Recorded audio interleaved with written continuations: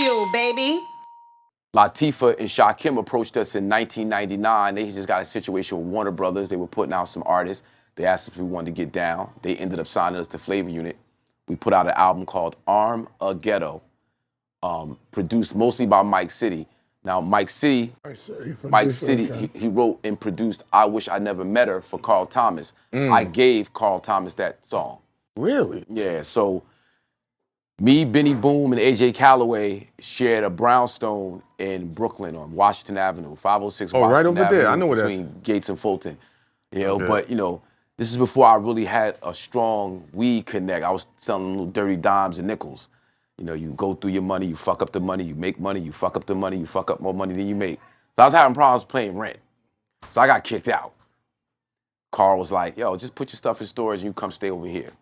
So I was staying with Carl. Mike City and Tuffy had reconnected from high school. Mike City hit Tuffy off with a demo tape. He sat on that demo tape for about 6 months. Finally played me the demo tape. They wanted Carl to have a song called When You Hurt. I get to I Wish I Never Met Her, and I hear those chords. Dun, dun, dun, dun. Yo, rewind that back. Dun, dun, dun, dun. Rewind that back. Dun, dun, dun, dun. It was love. Yo, that's the hit. That's the song. Played it for Carl the next day. He took it into Puff. Puff heard it, was like, yo, when can we drop it? Song was out 3 months later. That's how that happened. Mike City would end up producing half of Armageddon with Buddha and Shamela, who did Put Your Hands on My Oxy for Busta, Chucky Madness from Queens, and Poison Ivy. The first single off of Armageddon was Wild Out 2K. That was Benny's first video as a video director. That launched Benny's career. We started a company, IBC, as a music label, imprint, management, and Guerrilla Flicks as a film company. So Benny as a film director, Guerrilla Flicks as a film company, did its thing. Tuffy went out west with Mike City. Now Tuffy's VP of A&R at Peer Music Publishing. Oh, he's over at Peer Music Publishing? Yeah, he's over at Peer Music Publishing. It's so funny seeing him as a publisher. Yeah, his brother's brilliant. He's doing his thing, opening up doors for younger artists, older artists. He's teaching, you know. Solid. Yeah.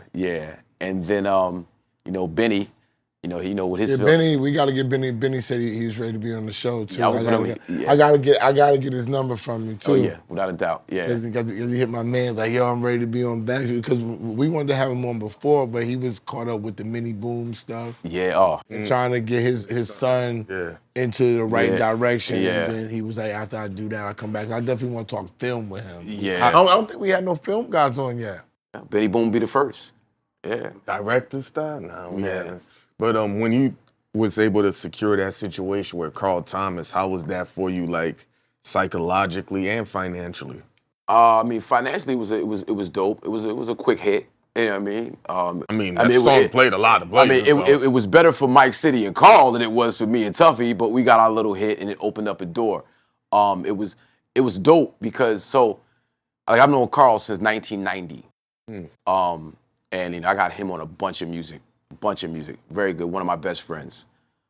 Him, Benny, I got a lot of best friends, but to see his career develop, going from a production company, getting dropped from that production company, going to Bad Boy, feeling like he was gonna get shelved because he, recorded an entire album, put out a 6-song sampler, and Puff was still saying, you don't have the single yet. So I got a call from Andre Harrell to deliver some weed, right? So I get to Bad Boy, I go in the office, and Dre is sitting across from Carl. He doesn't know Carl and I share an apartment in Brooklyn, right? So he introduces me to Carl like, yo, you know Hakim, the weed. So Carl is like slumped down in a chair like this. He sees me. Yeah, I know Hak. Of course I know Hak. You mind if he come? I go and I sit on the other side. So I'm sitting here, Carl's here, and Dre's sitting here, right? And Dre's like, nah, Playboy, y'all, the 6-song sampler, people love it, but you ain't got the sing, you ain't got the jump off, you ain't got the shit that's going win. We need that joint, we need that shit, right? So, I'm sitting there serving the weed up. And I Wish I Never Met Her came 2 weeks later. So Carl felt like he was gonna get shelved.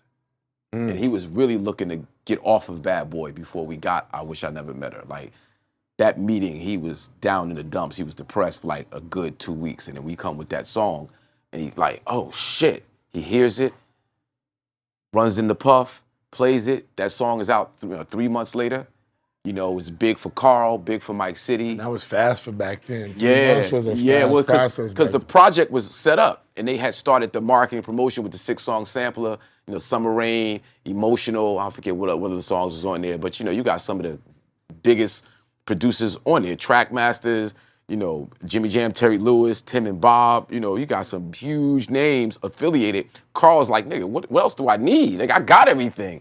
And like, but you don't have that joint. And that joint came from Mike City, who was, you know, he had a few projects he had worked on, but still hadn't kind of made his mark.